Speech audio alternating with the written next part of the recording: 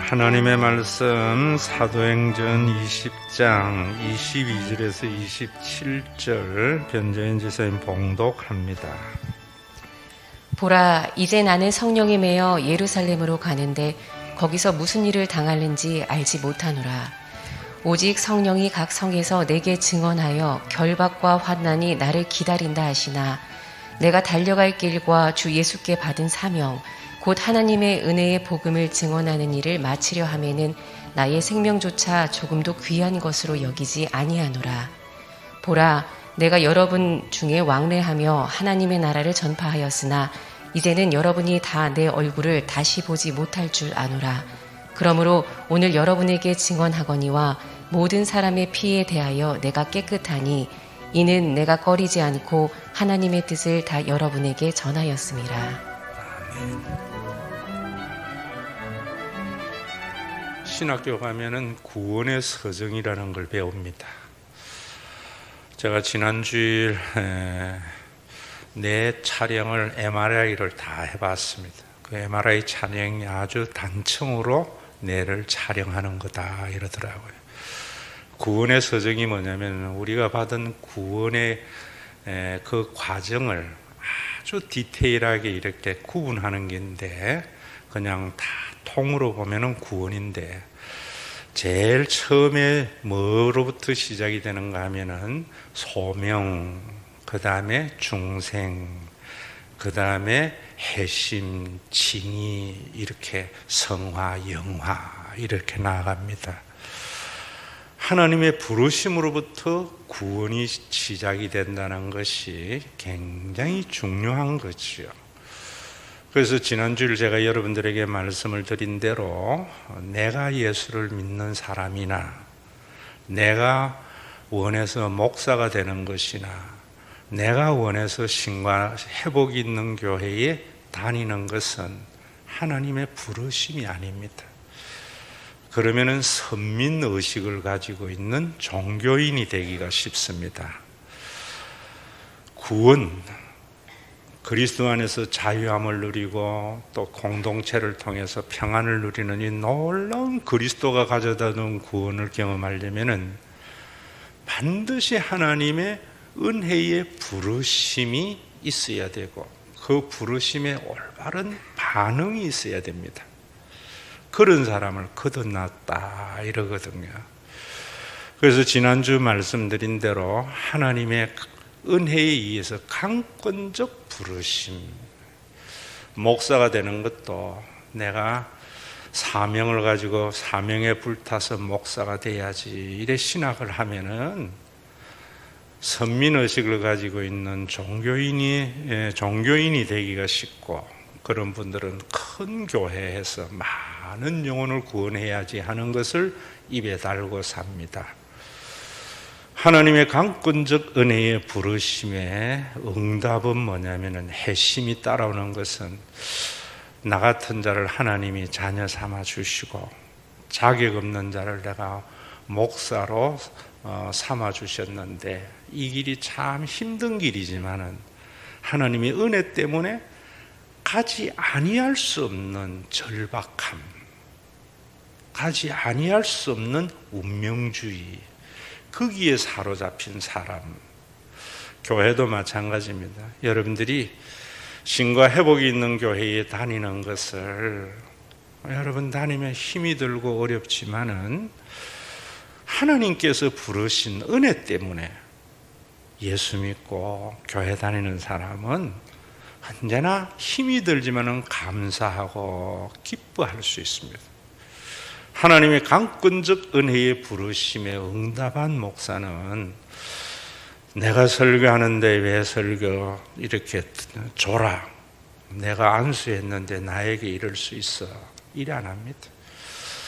참 내가 뭔데 하나님의 말씀이라고 들으려고 그 바쁘고 피곤한 가운데 와서 앉아서 설교를 듣는 걸 보면은 한 사람 한 사람이 감사하게 됩니다. 기뻐하게 됩니다. 이런 기쁨을 누가 빼앗아가겠어요? 오늘도 여러분들이 신앙생활 하면서 이런 기쁨이 상실했다면은 하나님의 부르심의 소리를 들으면서 강권적 부르심 앞에서 여러분들이 올바른 응답이 있는 예배가 되어지고, 또 이런 것이 없이 종교생활 해온 분들은 오늘 이 설교가 거역할 수 없는 하나님의 말씀으로 받아들여서 여러분들의 회심, 마음을 바꿈으로 말미암아 칭의, 의롭다 인정되는 하나님과의 관계가 올바른 속에 들어가는 그런 우리 신과 회복 있는 교인이 되었으면 합니다. 오늘 이런 내용이 오늘 본문에 참 정확하게 나와 있습니다. 22절에 보면은 보라, 이제 나는 성령에 매여 예루살렘으로 가는데 거기서 무슨 일을 당하는지 알지 못하노라.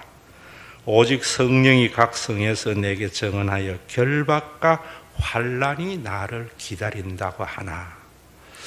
여기 보면 성령에 매여서라고 할 때에 성령께서 강권적으로 인도해서 예루살렘을 항감하는데 음성 들었어, 이런 거 아닙니다. 여기 매여는 결박을 당하여, 이런 말입니다. 바울이 다메섹 도상에 있는 성도들을 결박해서 예루살렘으로 이송하려고 할 때에 그 결박이 이 내용하고 같은 겁니다. 앞에 내가 설명한 대로 성령님이 나를 결박해서 어떻게 하나님의 은혜 때문에 가지 아니할 수 없는 이 길, 신앙의 길, 그곳에 갈 때에 분명히 비밀 결사대가 조직이 되어져서 자기를 환난과 결박이 기다린다고 하나 안 갈 수 없다, 이렇게 말하는 겁니다. 여러분들이 신앙생활 하면서 참 이런 부분들, 은혜에 의해서 신앙의 출발이 너무나 중요해요. 저도 우리 교회 개척을 하면서 1년에 한 번씩 제가 열흘에 금식 기도를 할 때 참 힘들지요. 재정적으로나 여러 가지로. 그럴 때 하나님 이 교회를 부흥시켜 주시고 좋은 교인 보내주고 이런 생각 별로 안 했어요. 마음에 있지만, 머리에 지나가지만 그게 나를 지배하게 하지를 않았어요. 내가 이렇게 힘들지만은 원망이 나고 불평하는 것은 하나님의 강권적 은혜의 부르심을 망각한 거구나. 그래서 여러분들이 부를 때에 여러 찬송도 많이 제가 메들리로 부르는 가운데에 하나가 웬 말인가 날 위하여 주 돌아가셨나, 이 벌레 같은 날 위해 주 돌아가셨나, 이런 찬송을 연속해서 부르면은요 내 속에 있는 원망, 불평, 힘듦 싹 사라집니다. 우리가 어디에서 떨어졌는가, 그런 하나님의 은혜의 보좌 앞에서 떨어졌기 때문에 바울과 같이 성령에 결박당하지도 못하고 환난과 결박이 기다린다고 할지라도 예루살렘에 올라가는 그런 삶이 우리 속에서 상실되지 않았나 돌아보는 그런 시간이 되어야 되고요. 그래서 바울은 24절에 이렇게 말합니다.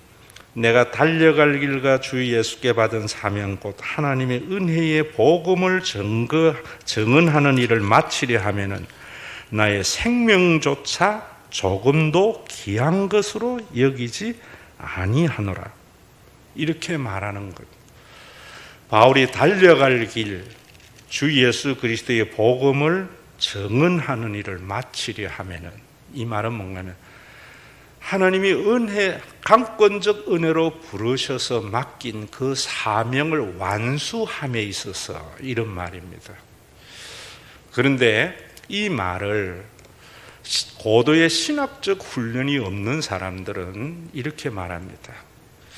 하나님의 봐라, 주 예수께 받은 사명, 하나님의 은혜의 복음을 증언하는 걸 하지 않았나. 우리가 어디로 가든지 전도를 해야 되고 땅끝까지 이르러 선교를 해야 된다, 이렇게 말을 합니다. 그러다 보니까 교회 기독교가 이상한 종교가 되고 복음 안에 있는 놀라운 구원의 축복을 누리지 못하는 겁니다. 여러분들이 이 말씀은 문자로 보면 그런 것 같지만은 고도의 신학적 훈련을 보면은 제가 사도행전을 하면서 그랬잖아요. 숲으로 보는 사도행전 이랬잖아요. 그 말은 바울 서신이라는 전체와 성경 전체의 관점에서 부분의 성경을 보는 겁니다. 완전히 다른 의미입니다. 여러분들이 어디에 가서 전도하고 선교하고 이런 것은 전부 제국적 관점입니다. 그리고 자본주의적, 실용주의적. 그러다 보니까 하나님의 나라가 확산되는 것이 아니라 기독교의 세력이 확산되어져 가는 겁니다. 제가 우리 교회가 심회복 아카데미 잘했다는 것은 제자 훈련을 잘못하기 때문입니다. 종교인을 만드는 것은 제국화시키는 것이고 교회를 회사와 같이 경영하는 것으로 나아가는 겁니다. 여러분, 그런 것들을 큐티를 교인들이 하면서 하나님의 말씀을 왜곡해가지고 하나님의 뜻과 종교인이 주장하는 것을 동일시하는 이런 일들이 너무 난무해요. 마치 이런 거하고 같습니다. 제가 코로나 주사를 5차를 맞았는데 저는 전문가가 아니잖아요, 그 부분에. 그래서 우리 이태경 장로님이 의사이기 때문에 물어봤어요. 이제 5차 맞아야 됩니까? 했더니만 하시는 말씀이 뭐라는가 하면은 맞는 게 안 맞는 것보다 유익합니다 이러더라고요. 제가 왜 고민했는가 하면은 친구 목사교회의 60대 권사가 이 백신을 맞고 중환자실에 들어가서 가족 얼굴도 못 보고 죽었다는 거예요. 그래서 제가 이태경 장로님이 전문가니까 그 이야기를 듣고 맡기로 결정한 거예요. 여러분들이 영적인 것도 마찬가지입니다. 전문가에게 들어야 되는데 자기가 같이 판단해서 자기가 이래버리면은 요행 어쩌다가 좋은 것은 있지만은 유익되지 못하지요. 여러분들이 그래서 그런 큐티의 위험성이 바로 그런 데 있는 겁니다. 그럼 이 말씀을 비난이 아니고 비판의 관점에서 여러분들에게 말씀을 드린다면은 바울이 받은 사명이 뭐냐 하면은 우리가 앞에서도 봤지요. 바울이 밀레도에 와서 에베소를 거치지 않고 밀레도에 와서 에베소 교회의 장로들을 초청해서 지금 고별 설교하는 거거든요. 왜 거치지 아니하고 밀레도에 와서 에베소 장로들을 초청했는가 하면은 오순절 전에 예루살렘 교회에 도착하기 위해서 그런다고요. 그럴 때에 예루살렘 교회에 왜 바울이 그렇게도 급하게 가려고 했는가 하면은 바울 서신 전체를 보면은 고린도 교회에 많은 오해를 받고 빌립보 교회나 데살로니가 교회나 이런 교회에 예루살렘 교회가 흉년이 들어가지고 굶어 죽는 사람들이 많았습니다. 그래서 그들을 위해서 헌금을 거두었어요. 그 헌금을 빨리 전해주려고 했고 또 일부 교회에서는 내가 가기 전에 미리 준비해라 라고 했던 것은 그만큼 마음이 급했던 거예요. 여기 이 사명완수라는 것이 무엇을 말하는가 하면 예루살렘 교회의 선교 헌금, 돕는 헌금을 가져다 주는 것을 사명의 완수라고 그러고 있어요. 전체의 내용에서 이래 보면은.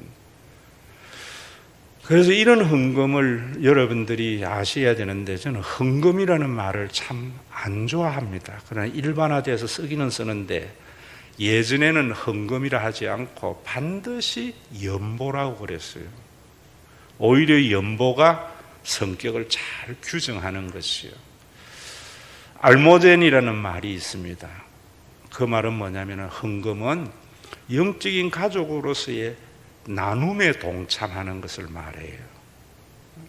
지금 바울이 예루살렘 교회에 선교 헌금을 전해주려고 하는 것은 오순절이라는 것은 우리나라도 보릿고개가 있잖아요. 보릿고개에 얼마나 많은 사람들이 죽어야 되겠어요. 그래서 그 죽음을 조금이라도 마치기 위해서 죽지 않게 하기 위해서 마음이 너무나 급했던 거예요.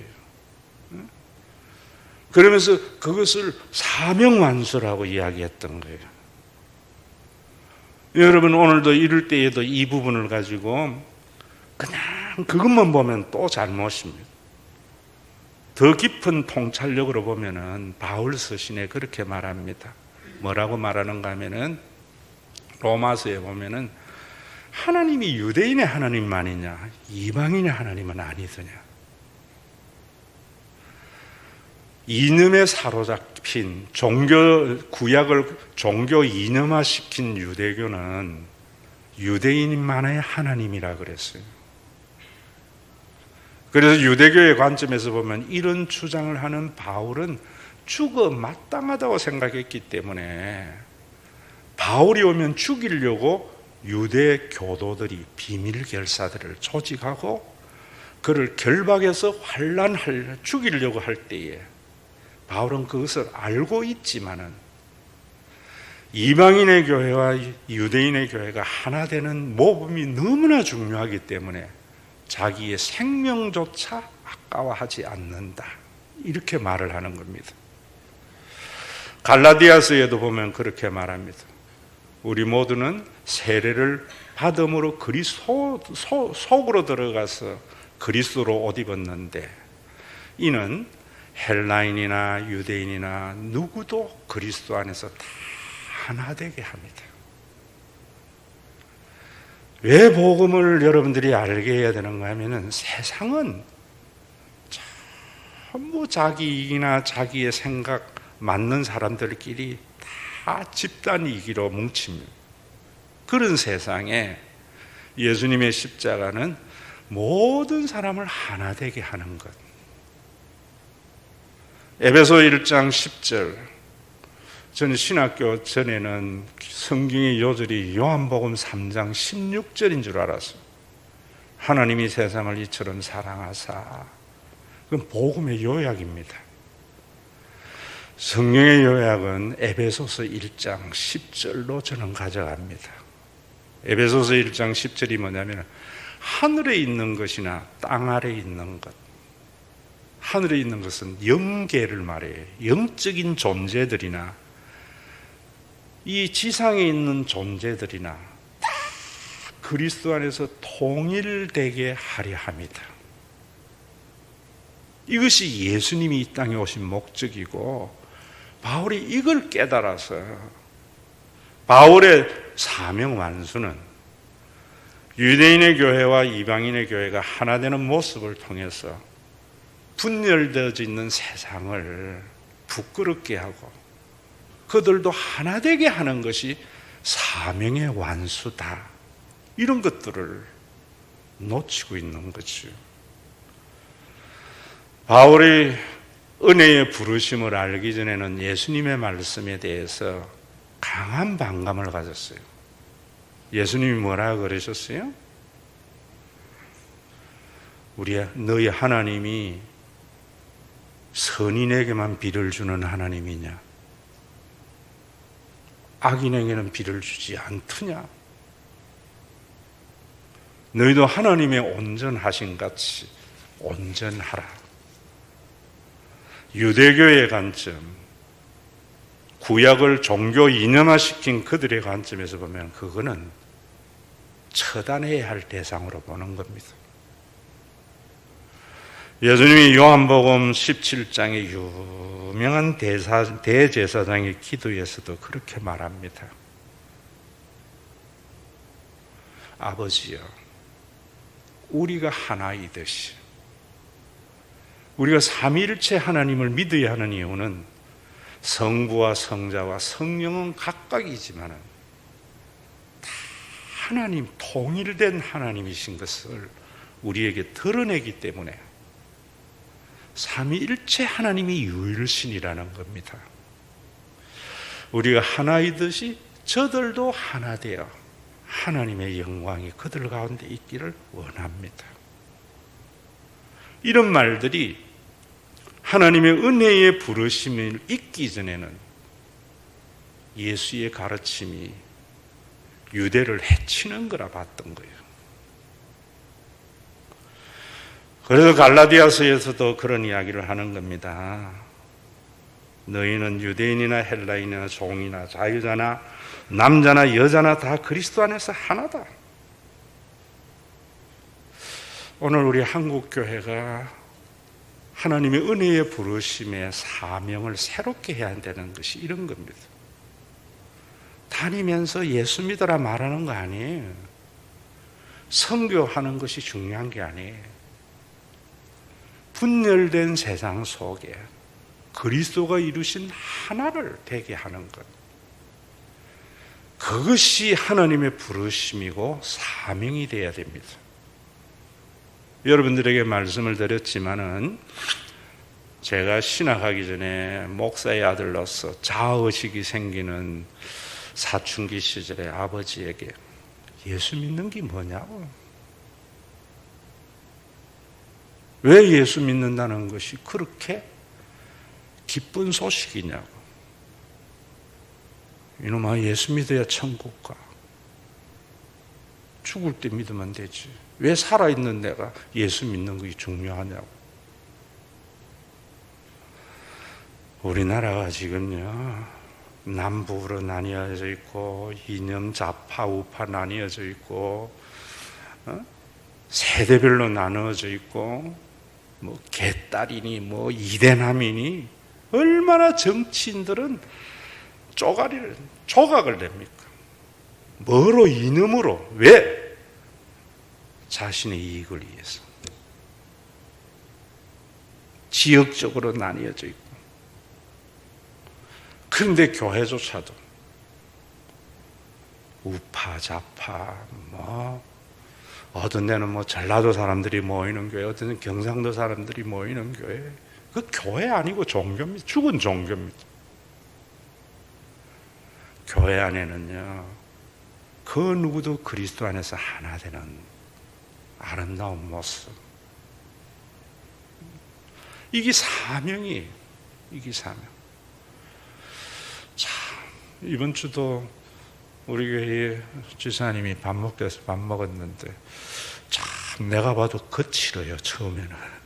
근데 자기 15년 동안 같이 했던 직원이 그런다네. 사장님 요즘 많이 달라졌다. 왜? 하나님의 강권적 은혜의 부르심이 있으니까 직원에게 짜증내지 않게 되거든요. 우리 회사에 와서 일하는 게 고맙거든요. 여기에 하나됨이 있는 겁니다. 우리가 하나 됩시다. 이거는요 깡패들이 하는 거죠. 우리가 하나 됩시다. 정치인들이 하나 되는 거죠. 그리스도 안에서 통일되게 하는 거예요. 우리는 다 다르지만 예수님 때문에 하나 될 수 있는 그런 신앙, 그러려면 하나님의 강권적 부르심이 있어야 돼요. 바울의 사명은 기독교의 세력이 확정되는 것도 자기의 왕국을 교회를 통해서 만드는 것도 아니었어요. 이방인의 교회와 유대인의 교회가 알모제리는 헌금을 통해서 하나 되는 것이 자기의 사명 완수라고 했던 이런 것은 어디에서? 성령의 매임. 하나님이 은혜가 나를 결박했기 때문에. 저는 요즘 경배와 찬양을 그렇게 좋아 안 한다 했죠. 여러분들이 신앙생활하면 기쁨이 잃어버리고 이럴 때에는 남 탓 뭐 할 거 없어요. 뭐 해야 되는 거예요? 웬 말인가 날 위하여 주도라 가셨나. 기도원 가서 100번만 해보세요. 눈물 나게 되어져 있고 하나님의 부르심에 대한 감사가 생기면서 세상이 달리 보입니다. 왜 바울이 이런 소명에 사로잡혔는가? 그 뒤에 중요한 말씀이 있습니다. 그 뒤에 뭐라고 이야기를 하는가 하면은 보라 또 보라고 그래요. 정신을 차리고 들어라, 각성해라 이런 말이에요. 내가 여러분 중에 왕래하며 하나님의 나라를 전파했으나 이제는 여러분이 다 내 얼굴을 다시 보지 못할 줄 아노라. 내가 예루살렘에 가면은 유대인의 결사대, 종교 이념주의자들에 의해서 내가 순교를 당할 것을 안다. 그런데 내가 왜 가야 되느냐? 26절에 그렇게 말합니다. 그러므로 내가 여러분에게 증언하거니와 모든 사람의 피에 대하여 내가 깨끗하니 이는 내가 끓이지 않고 하나님의 뜻을 다 여러분에게 전하였습니다. 굉장히 중요한 말씀입니다. 신학적 훈련이 없는 큐티로서는 보이지 않는 겁니다. 왜 바울이 모든 사람의 피에 대해서 내가 깨끗하다라고 했는가 하면은 여기에 소명이 있고 여기에 사명과 부르심이 있는 겁니다. 집에 가서 여러분들이 에스겔서 3장과 33장을 읽어보면은 에스겔은 하나님이 그를 선지자로 부르셨잖아요. 하나님의 말씀을 대언한 자로. 그런데 에스겔이 부를 때에는 더 이상 이스라엘 백성들이 하나님의 백성의 정체성을 회복할 수 없는 지경에 이르렀다. 그럴 때에 얼마나 여러분 에스겔이 무서웠겠어요. 마치 바울이 유대 결사대가 조직되어져 있는 그곳에 뛰어드는 심정과 같은 마음이죠. 그럴 때 하나님께서 에스겔에게 그렇게 말합니다. 네가 나팔을 불지 아니하면, 네가 내가 전하여 준 복음을 말하지 아니하면 그들은 그들의 죄 가운데 죽을 건데 그들의 죄 가운데 죽은 그 심판의 죄값을 내가 너에게 묻겠다. 그러면서 하시는 말씀이 이렇게 말합니다. 네가 전하였는데도 그들이 듣지 아니하면 그들은 그들의 죄로 말미암아 죽으려니와 너는 네 생명을 보존하고 그들의 죄값에 대해서, 피값에 대해서 성경은 그렇게 깨끗하다.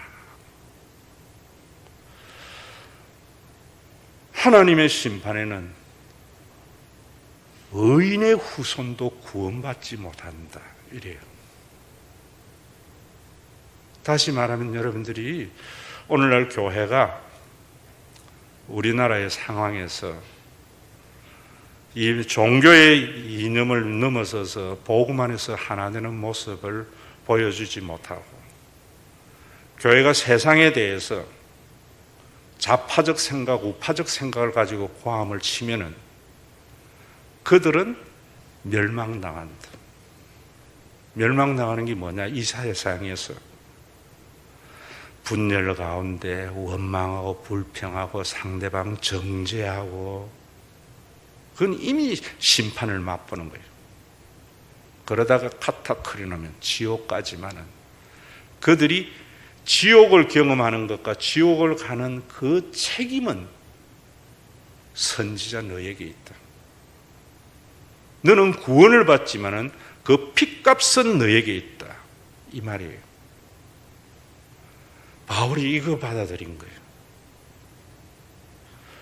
오늘도 여러분 우리에게 교회가 그런 거예요. 제가 여러분들에게 설교를 할 때에 하나님의 강권적 은혜의 부르심에 응답하지 아니하면 선민의식의 신앙의 삶을 살면은 정죄와 불평과 원망이 있습니다. 이 말을 안 하면은 목사인 나는 맨날 사람들은 그래 살면서 죄값을 받는데 그 책임이 나에게 있다는 거예요. 그런데 내가 전했는데도 받지 아니하면 그들은 그런 죗값을 받지만은 그 죗값에 대한 책임은 나는 없다. 이게 소명이고 사명이에요. 그래서 고린도전서 이미 강의할 때 다 했어요. 9장 16절에서 이렇게 말하는 건 굉장히 중요한 말이에요. 내가 복음을 전할지라도 자랑할 것이 없으면 내가 부득불할 일임이라. 여기에 부득불이라는 말은 아난케라는 말인데 헬라 세계의 세계관을 나타내는 말이에요. 한마디로 말하면 운명이다, 숙명이다는 거예요. 복음을 전하는 것이 자신의 운명이고 숙명, 이교적인 용어를 쓰는 이유는 그만큼 강하게 사람들에게 자극을 주려고 하는 거예요. 예전에 내가 이 부분 고린도전서를 보니까 우리가 쓰는 말 중에 불교 용어 많잖아요. 뭐 인연이라든지 이런 거예요. 이 아난케가 그런 거하고 같은 거예요. 왜 그런 말을 썼는가 하면은 운명을 거스리는 자는 파멸이라는 것이 헬라 세계관입니다. 우리에게도 그런 거 있잖아요. 그래서 우리 사주 보고 이러잖아요. 대한민국의 사람들이. 그리스도인들의 이 사명은, 이 부르심은 거스리면은 파멸이다. 부득불할 일이라니 할 일이 없어서 해야 되는 게 아니라 반드시 해야 된다. 그런데 안 하면은 그 뒤에 뭐라고 하는가 하면 이렇게 말합니다. 복음을 전하지 아니하면 내가 화가 있을 거다. 여기에 화라는 말은 헬라어에 지옥에 떨어지면서 내지르는 외마디의 함성이라는 말이에요. 내가 지옥 갈 거다. 이 절박함이 있는 거예요. 여러분들이 우리나라가 이래가지고 전쟁이 일어나거나 나라의 경제가 망하게 되면은 나도 화를 당하는 거예요. 그래서 교회가 좌파 우파 집회에 나가면 안 되는 거예요. 그들 속에 교회가 종교 이념적으로 네가 올리 내가 올리가 아니고요. 그리스도 안에서 통일되게 하려 함. 상대가 누군가 가족인 것을 알아야 돼. 그러면서 내가 내 자의로 이것을 행하면 상을 얻으려니와 내가 자의로 아니한다 할지라도 나는 사명을 받았노라. 사명은 보상을 바라고 하는 것이 아니고, 사명은 내가 가지는 것이 아니고 하나님의 은혜의 부르심이 있어야 돼요. 나는 땅끝까지 이르러 선교사 3,000명을 파송하는 사명, 종교적인 과업입니다. 하나님의 사명은 내가 가지는 것이 아니라 하나님의 은혜 때문에 운명과 같이 받아들이는 겁니다. 이런 사람은 대가를 바라지 않는 겁니다. 보상을 바라지 않는 겁니다. 교회에서 제일 힘든 게 그런 거예요. 은혜의 부르심이 없으면 교인들은 목사님이 알아주기를 바라요.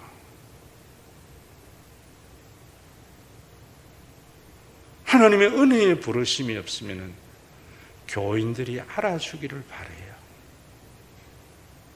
그럼 교회 아닙니다. 바울은 이런 소명이 그에게 있었습니다.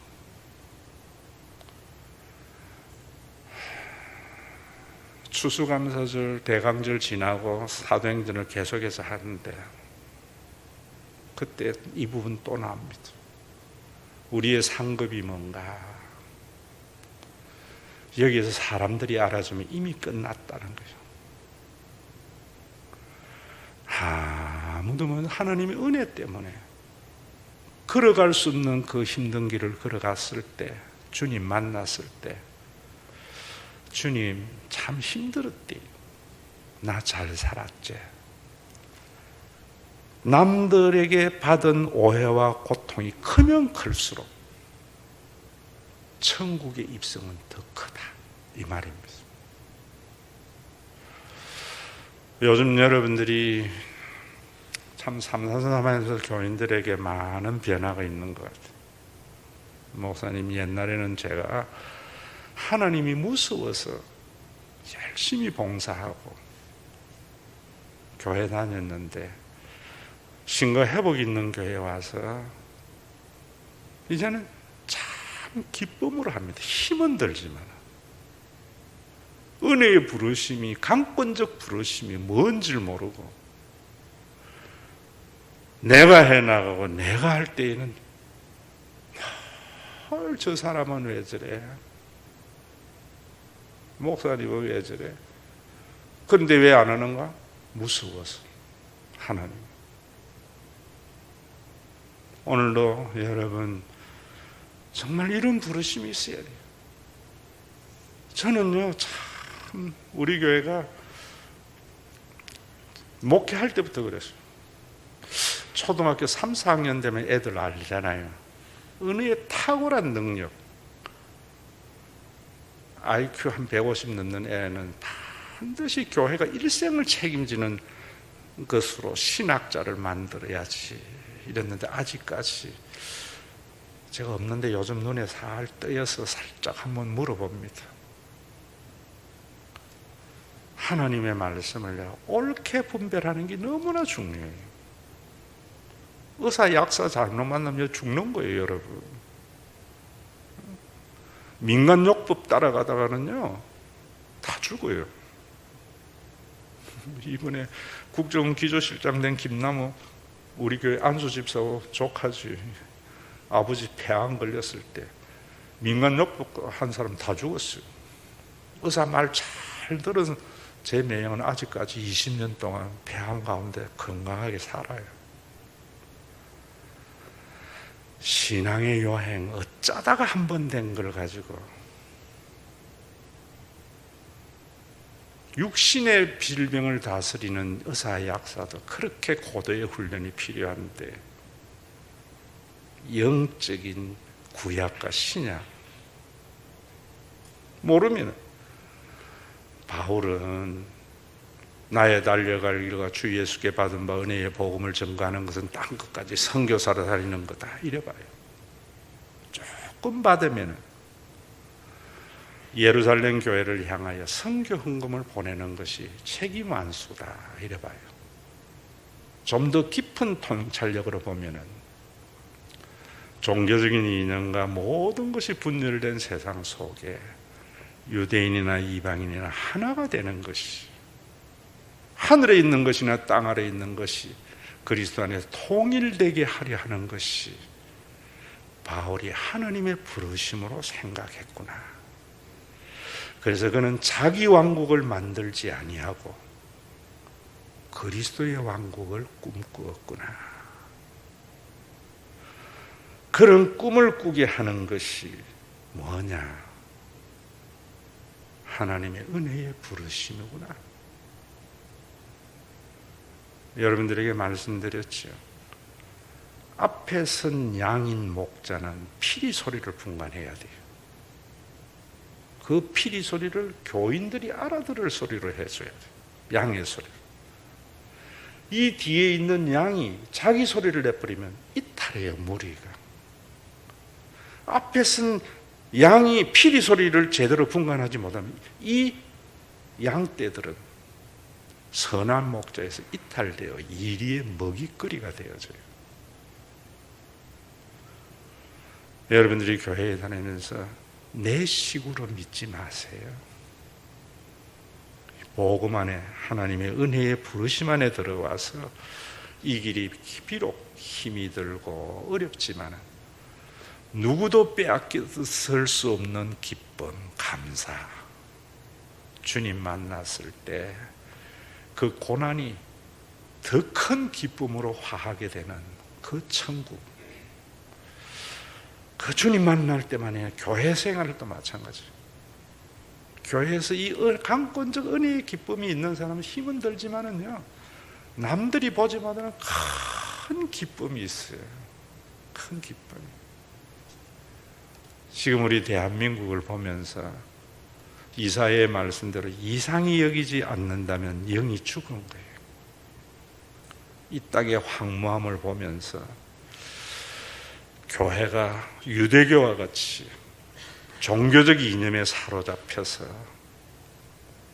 자기의 왕국을 도모하는 이 세상 속에 하나님께서 우리 교회를 세우시고 우리 교회 안에서는 지역적, 세대적, 이념적 모든 갈등이 복음으로 활활 용광로가 되어져서 하나가 되는 모습을 통해서 하나님의 나라를 하나된 모습을 통해서 보여줄 수 있는 그런 주님의 몸된 교회가 되기를 바라고, 이 사명이 여러분들에게는 운명이 되어야 돼요.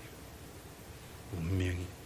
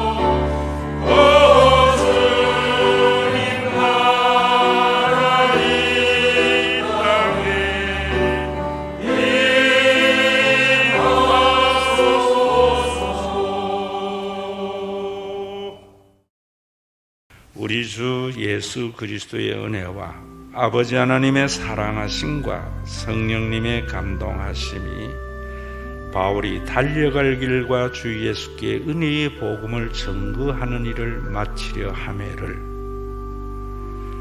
땅끝까지 이르러 기독교 세력의 확장의 사명으로 보지 아니하고 하나님의 강권적 은혜의 부르심에 대한 핵심의 반응으로 이방인의 교회와 유대인의 교회가 하나 되어 분열된 세상을 하나 되게 하였다는 그 소명을 깨닫고 자신의 존재 이유로 삼는 신과 회복 있는 교회의 믿음의 권속들과 이들이 모여 있어서 고금리, 고환율, 이태원의 참사, 수많은 사건을 저마다 자기의 시각으로 소음이 싣구는 세상 속에 복음으로 하나 되어 하나님의 영광을 드러내기를 원하는 신과 회복 있는 교회 위에 내 목소리를 통하여 양무리를 이탈하지 않고 선한 목자 되신 주님을 따름으로 이 땅을 잔잔한 물가, 쉴만한 물가로 인도하기 하는 샘플이 되는 신과 회복 있는 교회에 온전한 하나님의 나라가 이루어지는 주의 다시 오시는 그날까지 함께 있을지어다.